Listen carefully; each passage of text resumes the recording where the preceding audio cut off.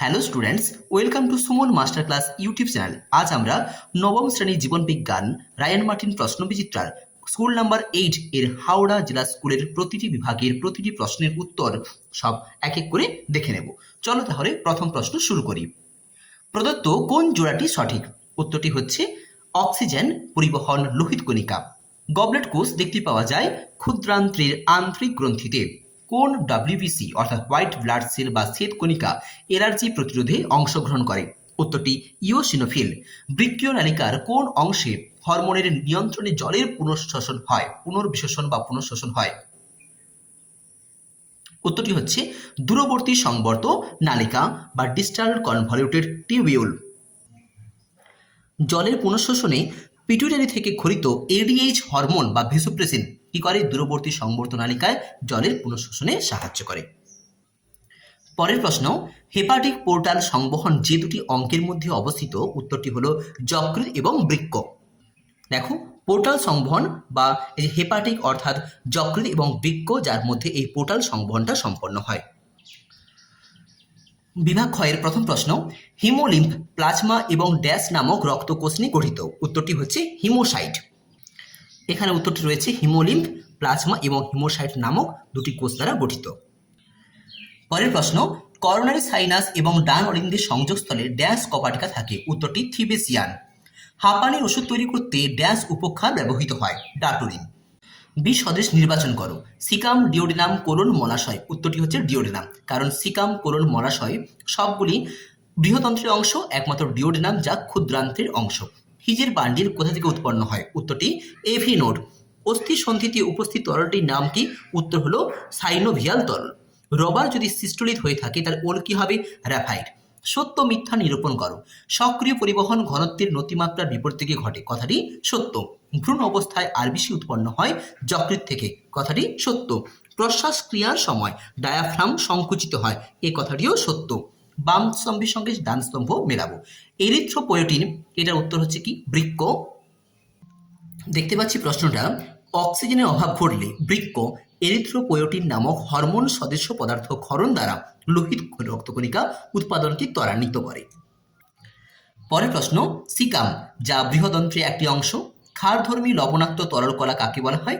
না, আমরা জানি রক্তকে বলা হয়, যা হৃৎপিণ্ডের সংবহনে সাহায্য করে, রক্ত সংবহনে সাহায্য করে। প্রদত্ত বিষয়ের উপর ভিত্তি করে শিরা ধমনীর মধ্যে পার্থক্য দাও। উৎপত্তি, ধমনী উৎপত্তি হয় হৃৎপিণ্ড থেকে, শিরা উৎপত্তি হয় রক্তজালক থেকে। কপাটিকা, চন্দ্রাকৃতি কোনো কপাটিকা থাকে না, অর্থাৎ ধমনীতে কোনো কপাটিকা থাকে না, আর শিরায় কপাটিকা থাকে। পরের প্রশ্ন, প্রাণীদেহে রেচনের প্রয়োজনীয়তাগুলি লেখো। যে কোনো দুটি পয়েন্ট তোমরা লিখে এখান থেকে ডেসক্রিপশন করবে। হয় দেহকে সুস্থ স্বাভাবিক রাখা, যেমন জীবকোষে প্রতিনিয়ত বিপাক ক্রিয়ার যে সমস্ত দূষিত পদার্থ উৎপন্ন হয়, রেচন ক্রিয়ার মাধ্যমে দেহ থেকে অপসারিত হয়, এর ফলে দেহ সুস্থ স্বাভাবিক থাকে। আরেকটা, জলসাম্য নিয়ন্ত্রণ করা। রেচনের মাধ্যমে জীবদেহ থেকে জল নির্গত হয় এবং দেহে জলসাম্য বজায় থাকে। বাষ্পমোচন একটি প্রয়োজনীয় ক্ষতিকারক প্রক্রিয়া, উক্তির তাৎপর্য লেখো। বিজ্ঞানী কার্টিস বাষ্পমোচনকে প্রয়োজনীয় ক্ষতিকারক পদ্ধতি রূপে অভিহিত করেন, কারণ বাষ্পমোচনের মাধ্যমে উদ্ভিদ দেহ থেকে প্রয়োজনাতিরিক্ত জল বাষ্পাকারে নির্গত হয়। গ্রীষ্মকালে বেশি গরমে দুপুরবেলা অতিরিক্ত জল বেরিয়ে গেলে বিরুৎ জাতীয় উদ্ভিদের রস শিথিল হয়ে পড়ে এবং গাছ নেতিয়ে পড়ে, যাকে উইল্টিং বলা হয়। এর ফলে গাছের মৃত্যু ঘটতে পারে। অতিরিক্ত বাষ্পমোচনের ফলে কোষ রসের ঘনত্ব বেড়ে যায়, ফলে সালোক সংশ্লেষ ব্যাহত হয়, যা উদ্ভিদের বৃদ্ধিকে প্রভাবিত করে। বাষ্পমোচনের মাধ্যমে উদ্ভিদ দেহ শীতল হয়, রসের উৎসত ঘটে, জল এবং খনিজ লবণের পরিবহন প্রভৃতি প্রয়োজনীয় কাজগুলো সম্পন্ন হলেও অতিরিক্ত বাষ্পমোচন উদ্ভিদের সমস্যা তৈরি করে বলেই বাষ্পমোচনকে একই সঙ্গে প্রয়োজনীয় ক্ষতিকারক পদ্ধতি রূপে গণ্য করা হয়। ত্রুটিপূর্ণ রক্ত সঞ্চারণের ফলাফলগুলি লেখো। ত্রুটিপূর্ণ রক্ত সঞ্চারণ করলে রক্তের লোহিত কণিকায় প্লাজমা পদার্থ স্থিত অ্যান্টিজেন এবং রক্তরসে থাকা অ্যান্টিবডি বিক্রিয়ার ফলে লোহিত কণিকাগুলি পুঞ্জীভবন ঘটে, বিদারণ ঘটতে পারে, যাকে বলা হয় হিমোলাইসিস। এটি একটি প্রভাব। এছাড়াও ত্রুটিপূর্ণ রক্ত সঞ্চারণের ফলে হৃৎপেশিতে উচ্চ রক্তচাপ সৃষ্টি হওয়ার কারণে মানুষটি হার্ট অ্যাটাক পর্যন্ত হতে পারে। কোনো ব্যক্তি যদি অতিরিক্ত ধূমপান করেন তবে তার দেহে কিরূপ প্রভাব পড়তে পারে? অতিরিক্ত ধূমপান করলে মানুষের মুখ, শ্বাসনালী, ফুসফুসের বিভিন্ন অঙ্গে ক্যান্সারের মতো সমস্যার সৃষ্টি হতে পারে। এছাড়া কাশি, এমফাইসিমা, হাঁপানি, বিভিন্ন ধরনের হৃৎপিণ্ডের রোগের মতো নানা রকম সমস্যাও হতে পারে। ডি প্লাজমোলাইসিস কি, উদাহরণ দাও। প্লাজমোলাইজড কোষকে লঘু সারক অর্থাৎ হাইপোটনিক দ্রবণে রাখলে অন্ত অভিসরণ প্রক্রিয়ায় কোষে জল প্রবেশ করে এবং প্রোটোপ্লাজম পুনরায় রসস্ফীতি অবস্থা ধারণ করে। একে বলা হয় ডি প্লাজমোলাইসিস। উদাহরণ হিসেবে বলা যাবে, যদি একটা কিশমিশকে জলের মধ্যে চুবিয়ে রাখা হয় বা ডুবিয়ে রাখা হয়, তাহলে কিশমিশটি আবার ফুলে উঠবে, অর্থাৎ জলটা পুনরায় প্রবেশ করলো, মানে কি ডি প্লাজমোলাইসিস হলো। উদ্ভিদের জল শোষণে অন্ত অভিস্রবণ প্রক্রিয়ার গুরুত্ব লেখো। অন্ত অভিস্রবণ প্রক্রিয়ায় মাধ্যমে মূলরমের বিভিন্ন খনিজ লবণ সোডিয়াম, পটাশিয়াম, ম্যাগনেসিয়াম প্রভৃতি শোষিত হয়। এই খনিজগুলি উদ্ভিদের পুষ্টি এবং বিপাকে গুরুত্বপূর্ণ ভূমিকা পালন করে। আবার বিপাকীয় শক্তি এবং বাহক অণুকে ব্যবহার করে অতিসারক দ্রবণ থেকে জলের অণু মূলরমে কোষে প্রবেশ করে। দেহের প্রতিটি কোষে গ্লুকোজ, প্রোটিন প্রভৃতি খাদ্য উপাদান এই প্রক্রিয়ায় প্রবেশ করে। এইগুলি অন্তঃবিস্রবণ প্রক্রিয়ার গুরুত্ব হিসেবে দিতে পারো, তোমরা চাইলে বাকিগুলো দিতে পারো। বিভাগ ঘয়ের প্রথম প্রশ্ন, তুমি ভাত, ডাল, মাছ খেয়েছো। তোমার পৌষ্টিক নালীর বিভিন্ন অংশে খাদ্যগুলো কিভাবে পরিপাক হবে তা নিম্নলিখিত বিষয়গুলি অনুসরণ করে লেখো। স্থান, পাকরসের নাম, সাবস্ট্রেট অর্থাৎ বিক্রিয়কের নাম, উৎসেচকের নাম এবং উৎপাদিত বস্তু। প্রথম খাদ্যটি হচ্ছে ভাত, যার মধ্যে থাকা প্রধান খাদ্য উপাদানটি হলো কি না সেদ্ধ শ্বেতসার।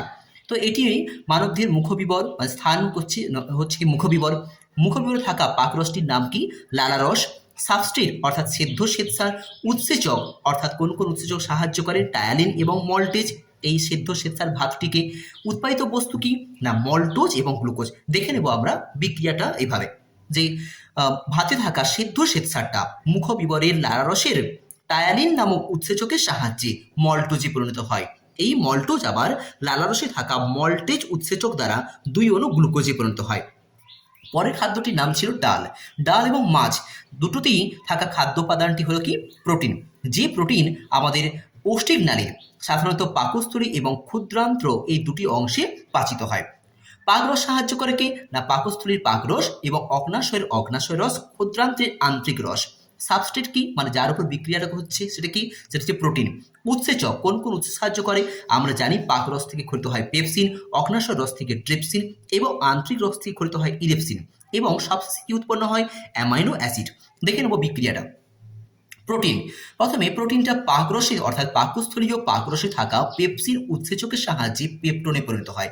এই পেপটোন আবার অগ্নাশয় রসস্থিত ট্রিপসিন উৎসেচকের সাহায্যে পেপটাইডে পরিণত হয়।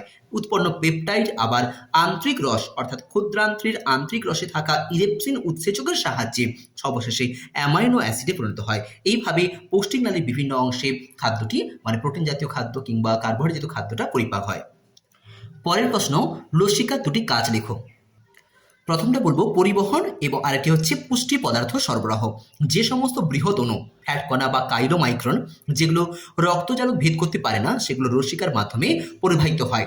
দ্বিতীয় পুষ্টি উপাদান কি না দেহে যে সমস্ত স্থানে রক্তের সরবরাহ থাকে না সেই সমস্ত স্থানে কলাকোষকে লসিকা পুষ্টি সরবরাহ করে। যেমন ত্বকের বহিস্তর কিংবা এপিডার্মিসে লসিকা পুষ্টি যোগান দেয়। তোমরা চাইলে বাকিগুলোও করতে পারো। মানুষের রক্ততঞ্চন পদ্ধতি বর্ণনা করো। প্রথমে যেই জায়গাটা ক্ষতিগ্রস্ত হয় ত্বকের বা যে জায়গাটা, সেখানে সেই ক্ষতিগ্রস্ত কলাকোষ থেকে কলা থ্রম্বোপ্লাস্টিন নির্গত হয় এবং সেইখানে থাকা অনুচক্রিকা নির্গত করে অনুচক্রিকা থ্রম্বোপ্লাস্টিন। দুই থ্রম্বোপ্লাস্টিন ক্যালসিয়াম আয়নের সাহায্যে প্রোথ্রম্বিনেজ নামক একটি উৎসেচক তৈরি করে, যে প্রোথ্রম্বিনকে সক্রিয় থ্রম্বিনে পরিণত করে। এই থ্রম্বিন আবার ক্যালসিয়াম আয়ন এবং ভিটামিন কে এর সাহায্যে ফাইব্রিনোজেনকে অদ্রবণীয় ফাইব্রিনে পরিণত করে। এই ফাইব্রিন আবার ফাইব্রিন তন্তুজারক গঠন করে এবং অবশেষে রক্ততঞ্চন করে, অর্থাৎ সেই জায়গাটাকে রক্তটাকে জমাট তৈরি করে এবং মুখটাকে বন্ধ করে রক্ততঞ্চনটাকে নিয়ন্ত্রণ করে। সালোক সংশ্লেষ এবং শ্বসন পরস্পর বিপরীতমুখী প্রক্রিয়া, উক্তিটির সমর্থনে তিনটি যুক্ত দাও। দেখতে পাচ্ছি নিম্নলিখিত কারণগুলির জন্য সালোক সংশ্লেষ এবং শ্বসনকে বিপরীতমুখী প্রক্রিয়া বলা হয়। একটা সালোক সংশ্লেষ উপচিতিমূলক কিন্তু শ্বসন হচ্ছে অপচিতিমূলক বিপাক। সালোক সংশ্লেষে কোষে গ্লুকোজ অণুর সংশ্লেষ ঘটে, কিন্তু শ্বসন প্রক্রিয়ার মাধ্যমে কোষে সঞ্চিত গ্লুকোজ অণু ভেঙে গিয়ে শক্তি উৎপন্ন হয়। সালোক সংশ্লেষে উপজাত বস্তুরূপে যে অক্সিজেন নির্গত হয় এবং শ্বসন প্রক্রিয়ায় সেই গ্লুকোজ অণুর দহন ঘটে। আবার শ্বসন প্রক্রিয়ায় উৎপন্ন কার্বন ডাইঅক্সাইড সালোক সংশ্লেষ প্রক্রিয়ায় গ্লুকোজ অণুর গঠনে সাহায্য করে। তো এই বক্তব্যগুলির কারণে আমরা সালোক সংশ্লেষ এবং শ্বসনকে পরস্পরের বিপরীতমুখী প্রক্রিয়া বলবো। হলোফাইটিক পুষ্টি এবং হলোজৈবিক পুষ্টির মধ্যে পার্থক্য দাও। পার্থক্য দেওয়া রয়েছে এখানে। প্রথমে গৃহীত পরিপোষক হলোফাইটিক পুষ্টিতে সরল তরল অজৈব যৌগ, আর হলোজৈব পুষ্টিটা কি না, এটা জটিল কঠিন এবং জৈব যৌগগুলো এগুলো গ্রহণ করে এই পুষ্টি প্রক্রিয়ার মাধ্যমে। অর্থাৎ হলোফাইটিক পুষ্টিটা সম্পন্ন হয় আমরা জানি যে উদ্ভিদ দেহের মাধ্যমে, আর হলোজৈব পুষ্টি সম্পন্ন হয় কোথায় না প্রাণী দেহে, মানে সংগঠন স্থান। পুষ্টির ধাপ এটি দুটি পর্যায়ে সম্পন্ন হয়, একটা সংশ্লেষ এবং আত্তীকরণ, অপরটি হলো খাদ্য গ্রহণ পরিপাক, মানে 5টি পর্যায়ে সম্পন্ন হয়, যেগুলো হলো খাদ্য গ্রহণ, পরিপাক, শোষণ, আত্তীকরণ এবং অপাচ্য খাদ্যের বহিষ্করণ। আমি প্রথম পয়েন্টে আবার ঘুরে বলছি, হলোফাইটিক পুষ্টি প্রক্রিয়ায় সমস্ত রকম সরল তরল অজৈব যৌগ পরিবেশ থেকে উদ্ভিদ গ্রহণ করে, শোষণ করে, যেগুলো শোষণের মাধ্যমে তার দেহে পুষ্টি প্রক্রিয়া সম্পন্ন হয়। আর হলোজৈব পুষ্টির প্রক্রিয়া কোনটা না, জটিল সরলটা এখানে জটিলে রূপান্তরিত হয়ে যাচ্ছে, তরলটা কিরকম কঠিন হচ্ছে, অজৈবটা কিরকম না জৈব প্রক্রিয়া দ্বারা জীবদেহ মানে প্রাণী দেহগুলো গ্রহণ করতেছে এই হলোজৈব পুষ্টির মাধ্যমে। মুক্ত সংবহন পদ্ধতি কাকে বলে? আরশোলা দেহে মুক্ত সংবহন এর পথ ছকের সাহায্যে দেখাও। যে সংবহনতন্ত্রে রক্ত কেবলমাত্র রক্তবাহীর মধ্যে আবদ্ধিত ভাবে না থেকে সংবাহিত না হয়ে হিমশিল বা দেহগহ্বর বা সাইনাস বা অন্য কোনো ল্যাকুনায় উন্মুক্ত হয় এবং কলাকোষের প্রত্যক্ষ সংস্পর্শে আসে তাকে মুক্ত সংবহনতন্ত্র বলা হয়। কার কার দেহে দেখতে পাওয়া যায়? চিংড়ি, আরশোলার মতো অমেরুদণ্ডী প্রাণীদেহে এই প্রকার সংবহনতন্ত্র দেখতে পাওয়া যায়। এখানে রক্ত সংবহনের পথটি দেওয়া রয়েছে, তোমরা এরকমভাবেই রেখাচিত্রটা তৈরি করবে। হিমোলিম্ফ এবং হিমোশিল কি? অমেরুদণ্ডী প্রাণী দিয়ে যে দেহগহ্বরে রক্তটা প্রবাহিত হয় তাকে বলা হচ্ছে হিমোশিল। কার কার দেহে দেখতে পাওয়া যায়? তোমরা জানো যে সন্ধিপতি বা আর্থ্রোপোডা পর্বের প্রাণীদের দেখতে পাওয়া যায়। তার সঙ্গে সঙ্গে শামুক, ঝিনুক প্রভৃতি কম্বোজ প্রাণীদেহে দেখতে পাওয়া যায়। হিমোলিম্ফ কাকে বলে? পতঙ্গ শ্রেণীর প্রাণীদেহে শ্বাসরঞ্জক বা হিমোগ্লোবিন বিহীন বর্ণহীন রক্তকে বলা হয় হিমোলিম্ফ, যা সাধারণত রক্তরস এবং শ্বেত রক্তকণিকার সমন্বয়ে গঠিত হয়। পরের প্রশ্ন, নেফ্রনের একটি পরিচ্ছন্ন চিত্র অঙ্কন করে প্রদত্ত অংশগুলো চিহ্নিত করো। প্রথম অংশ রয়েছে বাউম্যান ক্যাপসুল। এই কাপ আকৃতি অংশটি হলো কি বাউম্যান ক্যাপসুল। তারপর অংশ গ্লোমেরুলাস, পেঁচানো জালেরকের মতো অংশটি হলো কি গ্লোমেরুলাস। এরপরে অংশ সংগ্রাহী নালিকা, দেখতে পাচ্ছ সংগ্রাহী নালিকা কোনগুলো? এই যে সংগ্রাহী নালিকা। এরপর কি হেনলির লোব, নেফ্রনের বৃক্ক নালিকার যে ইউ আকৃতি অংশটি তাকে বলা হচ্ছে কি হেনলির লোব। এইভাবে সম্পূর্ণ ছবিটা আঁকার পর তোমরা কিন্তু এই অংশগুলোই পয়েন্টিং করবে। পরের প্রশ্ন, মানব হৃৎপিণ্ডের লম্বচ্ছেদে চিহ্নিত চিত্র অঙ্কন করে রক্ত সংবহন পথ নির্দেশ করো। অর্থাৎ প্রথমে সম্পূর্ণ ছবিটা আমরা আঁকবো, ডানরিন্দ, বামরিন্দ, ডান নিলয়, বাম নিলয়, কোথায় কোন শিরাগুলো বা মহাশিরাগুলো রয়েছে সমস্ত জায়গাগুলো ভালো করে আঁকার পর রক্ত সংবহন দেখাবো। অর্থাৎ প্রথমে যে ঊর্ধ্ব মহাশিরা এবং নিম্ন মহাশিরা দ্বারা সারা শরীর থেকে উৎপন্ন হওয়া দূষিত কার্বন ডাইঅক্সাইড রক্তটা ডান অলিন্দে প্রবেশ করলো। ডান অলিন্দে প্রবেশ করার পর সেখান থেকে ত্রিপত্র কপাটিকার মধ্য দিয়ে ডান নিলয়ে গেল। ডান নিলয় থেকে অর্ধচন্দ্রাকৃতি কপাটিকা দিয়ে ফুসফুসে ধমনির মাধ্যমে ফুসফুসে গেল। ফুসফুস থেকে রক্তটা বিশুদ্ধ হয়ে ফুসফুসের শিরার মধ্য দিয়ে বাম অলিন্দে প্রবেশ করলো।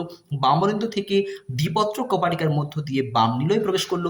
বাম নিলয় থেকে ওই বিশুদ্ধ অক্সিজেনযুক্ত রক্ত মহাধমনির মাধ্যমে সারা দেহে যে ছড়িয়ে পড়লো, এই রেখাচিত্রটা মানে এই তীর চিহ্ন করে প্রত্যেকটা অংশ অবশ্যই দেখাতে হবে। আজকের এই আলোচনা তোমাদের মনোগ্রাহী হলে অথবা এই ধরনের আরও নিত্য নতুন ভিডিও পাওয়ার জন্য এই চ্যানেলটিকে সাবস্ক্রাইব করে আমার পাশে থেকো। মনোযোগ সহকারে আজকের এই টপিক দেখার জন্য সবাইকে ধন্যবাদ। সবাই খুব ভালো থেকো এবং নতুন টপিকটি আসার আগে তোমরা এই আজকের এই আলোচনাটা ভালো করে একবার রিভাইজ করে নাও, ভালো করে দেখে নাও। যদি কোনো জায়গায় বুঝতে অসুবিধা থেকে থাকে তোমরা আমাকে অবশ্যই কমেন্ট করতে পারো। ধন্যবাদ।